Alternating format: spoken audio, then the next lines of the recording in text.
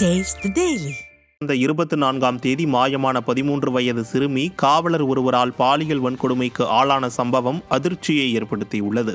சென்னை பட்டினப்பாக்கத்தில் வடமாநில தம்பதியின் 13 வயதுடைய மாணவி கடந்த 24ஆம் தேதி மாயமான நிலையில் அதிர்ச்சியடைந்த கணவனை இழந்த பெண் தனது மகள் காணாமல் போனதாக காவல் நிலையத்தில் புகார் அளித்தும் போலீசார் தட்டி கழித்ததாக கூறப்படுகிறது.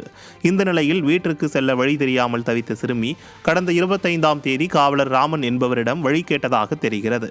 அப்போது வேலியே பயிரை மேய்ந்த கதையாக ராமன் போலீஸ் பூத் மற்றும் காவல்துறையின் ஜீப்பில் வைத்தே சிறுமியை வன்கொடுமை செய்துள்ளார்.